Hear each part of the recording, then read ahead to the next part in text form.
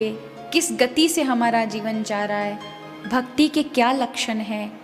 और कहते हैं बिना राम के, बिना ग्रंथ के, संत की शरण लिए तो अवश्य कृपा होकर के हमारा जीवन तर जाता है, लेकिन बिना ग्रंथ की शरण लिए आप ज़्यादा दिन भक्ति में चल नहीं सकते।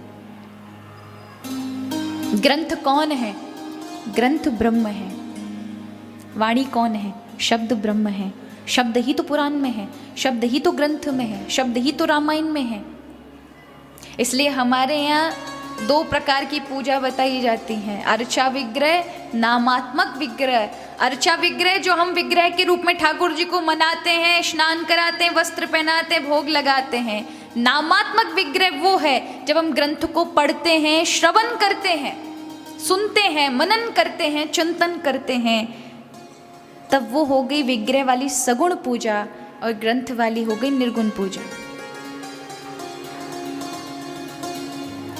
तो यहाँ पर शब्द ही ब्रह्म है और आज ब्रह्म का सार सद्गुरुओं के द्वारा पता चलता है। इसलिए जीवन में बिना सद्गुरु के कल्याण नहीं है। गुरु की आवश्यकता ही इसलिए पड़ती है कि हम संसार में आए और कौन हमें बार बार आगाह करेगा कि हमारा जीवन बीता जा रहा है। कौन हमें भगवत नाम पकड़ाएगा, कौन हमें भगवत नाम से जोड़ेगा? केवल गुरु है। शरीर आद्यम खलु धर्म साधनम, ऐसा कहा गया है कि शरीर एक जरिया है भगवान तक पहुंचने का, लेकिन ये शरीर एक नाव है, संसारी मझधार है। संसार को क्या बताया है? भव सागर। क्या बताया है? इसकी नाव कौन है? बोले शरीर।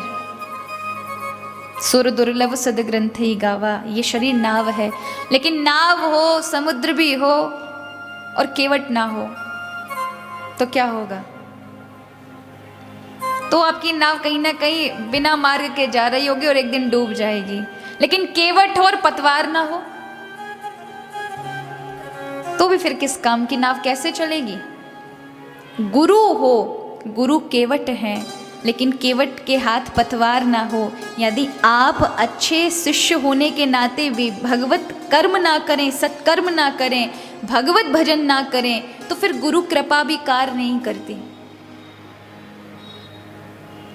आपके जीवन में भगवत नाम पकड़ा है। कई लोग बस नाम श्रवण करके भूल जाते हैं कि गुरु का कोई मतलब भी होता है।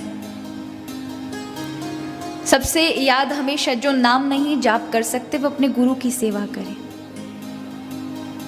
सेवा धर्म सबसे बड़ा धर्म है, सबसे कठिन है, लेकिन भजन से भी ऊंचा बताया गया है। जिसने अपने गुरु की सेवा की और गुरु की नजर में चढ़ गया, महाराज वाकू तो भगवान भी चढ़ा ले में। हरि रूठे गुरु ठौर है, पर गुरु रूठे नहीं ठौर। भगवान एक बार को अगर आपके किसी अपराध को देख करके क्रोधित हो जाएं तो गुरु बचा लेंगे, गुरु की कृपा आपको बचा लेगी।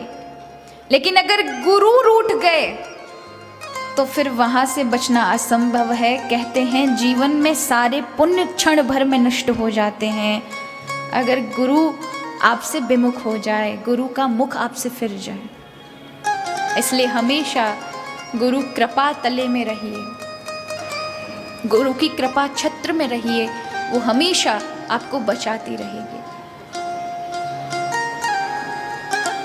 इसलिए कहा